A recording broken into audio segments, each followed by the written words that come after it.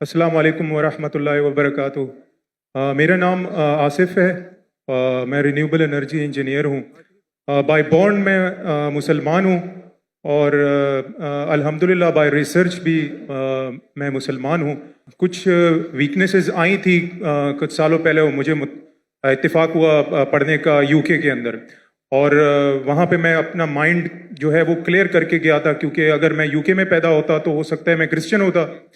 تو یو کے گیا اور وہاں پر کرسچنس پہ بھی ملا اور ڈفرینٹ ریلیجن لوگوں سے بھی ملا، اور ناٹنگھم اسلام انفارمیشن پوائنٹ کے تھرو میں نے دعوت بھی دی، ان سے ملا، اور جس طرح سے ڈیبیٹس ہوئیں، آپ کی بکس ہیں، احمد دیدات کی بکس ہیں، انہوں نے بہت ہیلپ فل کی، اور جب کرسچنز اور ڈفرینٹ تھے وہ بے بس رہ گئے، تو میرا یقین اور پختہ ہو گیا کہ اسلام اور قرآن کے علاوہ اور کوئی مذہب حق نہیں ہے، یہی صرف حق ہے تا قیامت تک، کیونکہ ان کی بے بسی دیکھی میں نہیں دیکھی وہیں پر۔ لیکن کچھ سالوں پہلے سر ایک شخص ہے، وہ بھی آئی پی سی سی احمد دیدات کے اسٹوڈنٹ ہیں، انہوں نے جو ابھی کلیم کیا ہے، آپ چاہیں تو میں اس کا نام بھی لے سکتا ہوں، انہوں نے کہا ہے کہ قرآن کی جو لٹرل میننگز ہیں جو عربک ہیں، عربک میں آپ جب ٹرانسلیٹ کرتے ہیں تو اس کی جو لغت ہے اس سے ہی آپ کو قرآن کو انڈرسٹینڈ کریں۔ آپ جو تفسیر دیکھتے ہیں یا پھر کچھ حدیث ہیں، اس سے آپ اگر دیکھتے ہیں تو وہ قرآن کی انڈرسٹینڈنگ بالکل بدل جاتی ہے، جیسے کہ وہ کہتے ہیں کہ تورات جو ہے وہ موسیٰ علیہ السلام پہ نازل نہیں ہوئی۔ تو میرا کوشچن یہ ہے کہ پوری کی فاؤنڈیشن ہی جو ہے اس نے ڈسٹرب کر دی ہے، کہ جیسے اس نے کہا کہ مسجد اقصیٰ جو ہے وہ فلسطین نہیں ہے بلکہ وہ پیلسٹائن میں ہے۔ تو یہ جو انڈرسٹینڈنگ ہے کہ آپ کہ قرآن جو ہے وہ صرف قرآن سے ہی سمجھا جا سکتا ہے، کیونکہ وہ اللہ نے اس کی جو ہے ذمہ داری لی ہے، باقی تو مین میڈ لوگوں نے کتابیں لکھی ہیں ساری جو اس کا کلیم ہے۔ تو میری ریکویسٹ ہے کہ اگر آپ اس کو کلیئر کریں، اس انڈرسٹینڈنگ کو، کہ قرآن کو صرف اسی ٹرانسلیشن سے ہی سمجھا سکتا، کیونکہ اس کو قرآن نے وہ اللہ نے اس کی وہ لی ہے۔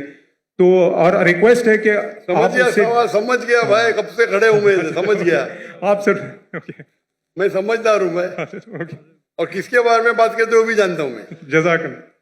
بھائی صاحب کا سوال ہے کہ ایک شخص ہے پاکستان میں جو دیدہ صاحب کا شاگرد کہلاتا ہے، اور وہ کہتا ہے کہ قرآن مجید کو لغوی معنی ٹرانسلیشن کیا ہے اس سے سمجھا جا، حدیث سے نہیں۔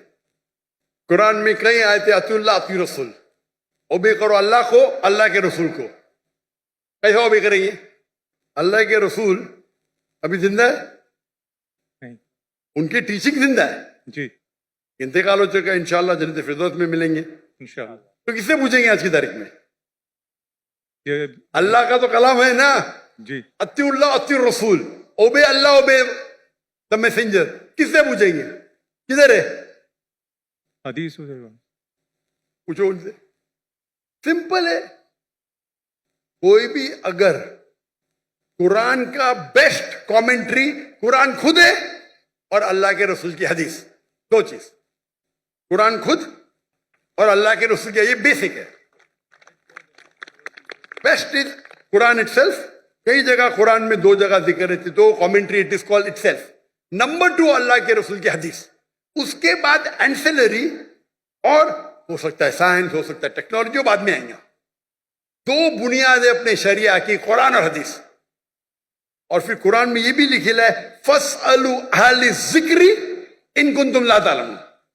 سورہ نحل سورہ نمبر 16 آیت نمبر 43، سورہ انبیاء سورہ نمبر 21 آیت نمبر 7، دو جگہ لکھا ہے۔ اس سے پوچھو جو ایکسپرٹ ہے۔ یعنی قرآن میں سارے پرابلم کا، ایک جن نے پوچھا کھانا کیسا پکانا لکھا ہے، میں بولا ہاں لکھا ہے، کیا لکھا ہے؟ کوک سے پوچھو نا، کوک ایکسپرٹ ہے نا۔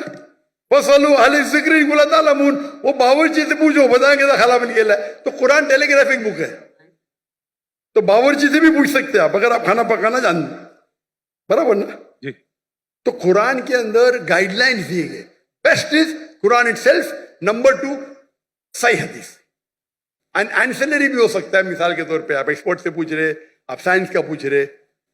اگر آپ لغا سے کچھ ملتا ہے آپ کو، تو ایک ہوتا ہے کہ قرآن کی تفسیر تھرو قرآن، نمبر 1، ایک قرآن کی تفسیر تھرو حدیث، नंबर 2, कुरान की तफसीर लुगा भी है.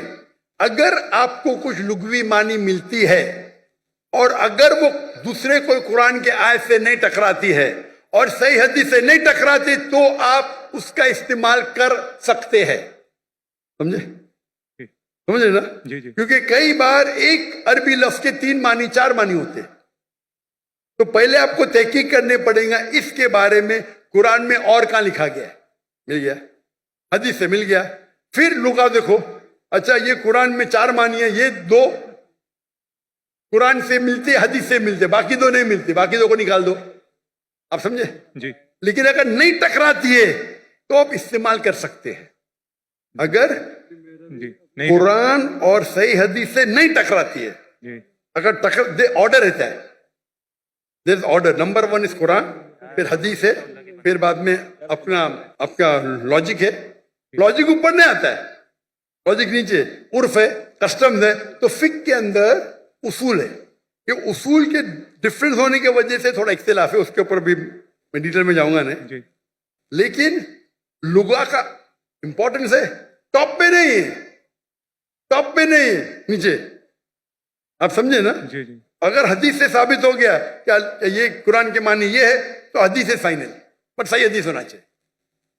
मिसाल के तौर पे सबसे पहली आयत जो नाजिल हुई, पहले 2 आयत, इकरा बिस्मि रब्बिकल्लज़ी खलक खलकल इंसान मिन अलक, और इकरा की सूरा नंबर 96 वर्स 1 और 2.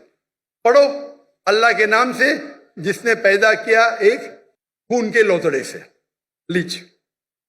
अभी साइंस आज कहती है खून के लोथड़े से तो इंसान बना ही नहीं.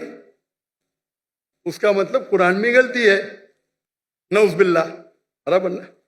और बहुत से लोग एतराज देते आपके पहली 2 आयत में ही गलती है, क्योंकि पहले लोग समझते थे, ग्रीक लोग, कि इंसान खून के लोथड़े से बना है. अभी आप जब तहकीक करेंगे तो अलाका के मानी 3 होते हैं. खून का लोथड़ा, लीच, लोच जैसा, Leach like substance, and something which clings. 3 मानी होते हैं.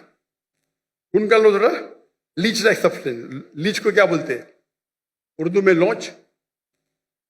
लीच को क्या बोलते हैं उर्दू में? जोंक. जोंक. जोंक.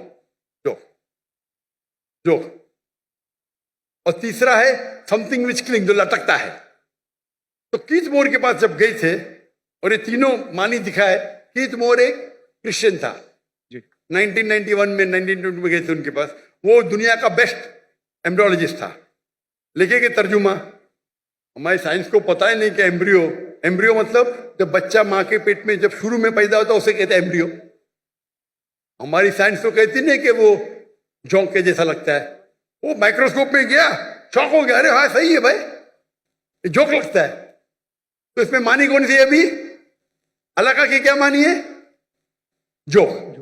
समझ गए? या. बाद में उससे पूछे बाकी के बारे में क्या है? नहीं भाई, बच्चा लटकता भी है तो दोनों सही है.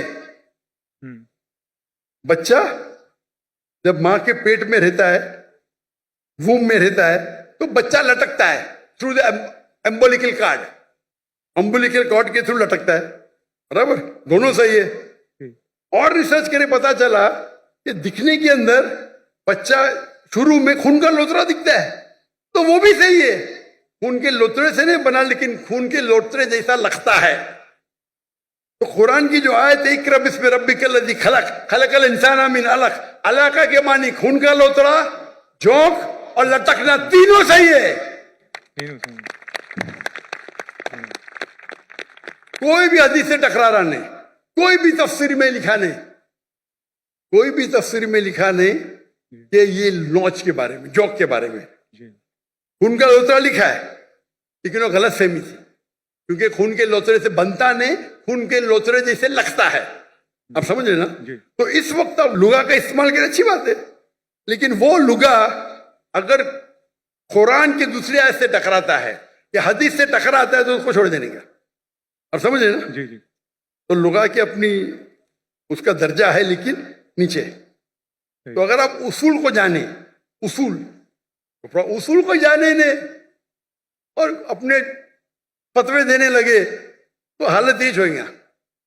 और उम्मत को अगर बेसिक नॉलेज है दीन की, कोई भी आलिम आपको کوئی بھی گھمائیں گا نہیں عالم.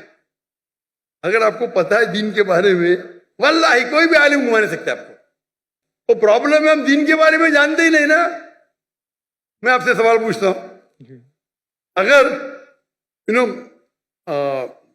ہندوستان میں حیدرآباد میں گاڑی پہلی بار آئی تھی بہت سال پہلے, تو ایک نواب گاڑی خریدتے, پہلی بار گاڑی آتی, امیر رہتے, مل جاتی گاڑی ان کو, تو گاڑی کے ساتھ ڈرائیور بھی آتی. کس کو چلانے آتا ہی نہیں, گاڑی کس کو چلانے آتا ہی نہیں نا, تو کمپنی اس کو ڈرائیور بھی دیتی ہے. تو نواب صاحب بولتے میری بیوی کو شاپنگ جانے کے, گاڑی کو باہر نکالو. تو ڈرائیور بولتا نواب صاحب گاڑی خراب ہو گئی, اب بھی صحیح کرو. تو بولے صحیح کرنے کے لیے 10 کلو گھی چاہیے, 20 کلو رائس چاہیے, باسمتی رائس, اور 30 کلو شکر. تو نواب صاحب اس کو 20 کلو گھی دیتے, 30 کلو باسمتی رائس اور 30 کلو شکر دیتے, اور گاڑی چلنے لگتی. میں آپ کو پوچھتا ہوں, آج آپ کا ڈرائیور بولا مجھے گاڑی صحیح کرنے کے لیے 20 کلو اصل گھی چاہیے, 30 کلو باسمتی رائس چاہیے, اور 30 کلو شکر چاہیے, دیں گے اس کو؟ Of course not. کیا کریں گے, لات مار کے بھگائیں گے نا, کیونکہ آپ گاڑی کے بارے میں جانتے, آپ دین کے بارے میں نہیں جانتے. تو یہ مسلمان کا جہل ہے.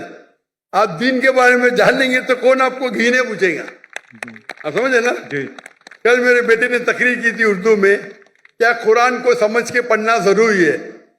ہو سکتا ہے کہ یہ ایگزامپل انہوں نے دیا ہے کل کی تقریر میں, دیے نا, ماشاء اللہ آپ تھے. تو وہ پرابلم ہے. اگر کوئی ایک دم پیچیدہ سوال ہے فقہ کا, تو جا کے پوچھو. یہ بیسک کیا پوچھنے کا, ہمارا فرض ہے. اگر کوئی فقہ کے بارے میں تو جاؤ مولانا کے پاس, اچھی بات ہے. یہ بیسک چیز کے بارے میں کیا, آپ سمجھ رہے نا. تو if you know the basic knowledge کو نا میں گھمائیں گا نہیں. تو قرآن کو سمجھ کے پڑھو. الحمدللہ جہاں تکلیف آتی ہے نزول قرآن تو عالم سے بہت ضروری ہے, لیکن یہ بیسک کس طریقے سے قرآن و حدیث پہ عمل کرنا چاہیے, تو ہر مسلمان اگر سیکھے. یہ ہمارے راہ نجات کی کتاب ہے, تو انشاءاللہ ہم اس دنیا میں سفل رہیں گے, آخرت میں بھی. جزاک اللہ.